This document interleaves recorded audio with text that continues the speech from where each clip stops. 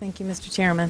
You're welcome. My name is Marilyn Wood, and I am the multi-vice president for the Florida Healthcare Board of Directors. And I'm also the president and the CEO of Opus Management Resources. I actually operate 10 nursing centers and 1 assisted facility in Florida. I am a small business owner with centers from Jacksonville to Largo. This business is my passion. I do this as a passion of my life. I've been a provider for 39 years, 25 years in the state of Florida. I will continue to be a provider during this session and in many sessions in the future. That is because I take very seriously my obligations and my promises to my customers, my team members, their families, and my personal commitment to long-term care. I employ over 2,000 people. I take care of over 1,500 residents. This is not something that I can or I can walk away from. I cannot turn in my 30-day notice. I have all of my personal assets and my reputation as a Governor Gold Seal recipient of 5 of my centers out of 11 over the past 3 years as an indication of my commitment to quality and to long-term care. And we really do appreciate the opportunity to partner with you in this process. And I realize that you're going to hear a lot of information today, but I'd like to emphasize one point. Florida's long-term care system, including nursing home care, is not broken. We are efficient. We care for people who cannot receive care in less restrictive settings with sustainable, long-lasting results. And this is evidenced by our discharge rates, our improved national and state outcomes to quality, and our resident and family satisfaction surveys.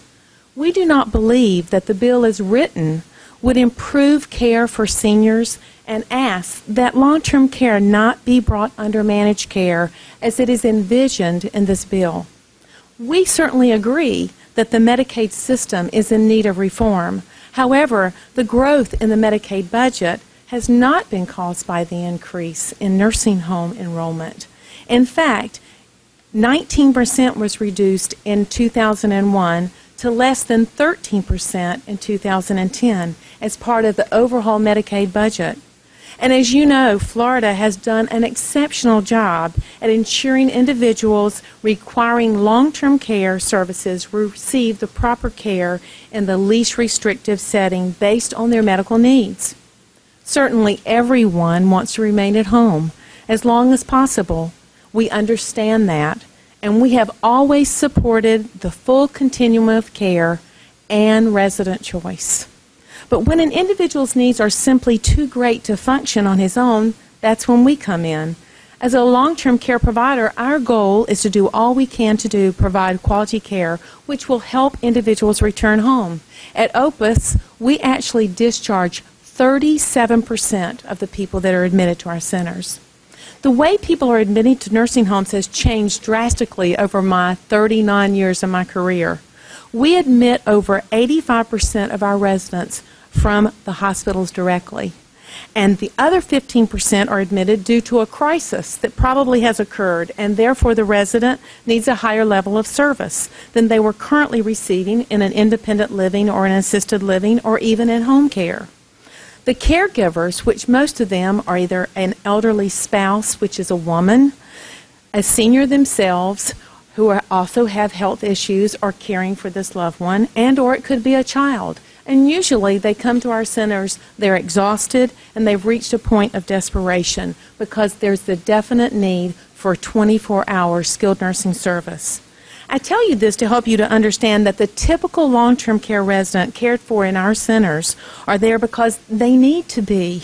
There's no other setting that would offer the same 24-hour skilled care with the same federal and state oversight that ensures that high standards that we have worked so hard for over the last 10 years.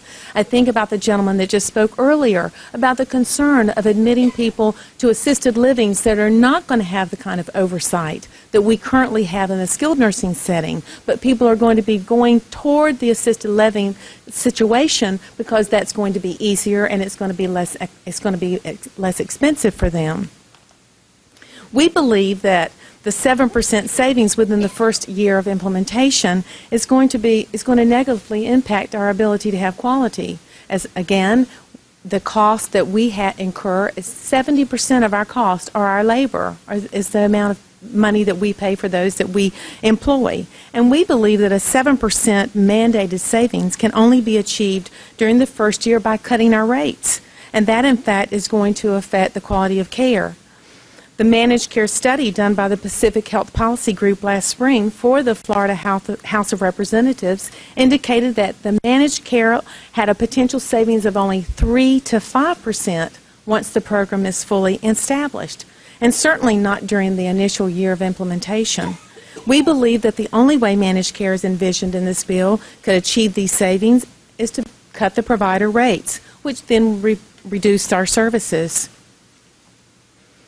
We have a significant concern that the bill as written doesn't protect the nursing home quality assessment program, an important point that also made in the specific health group report.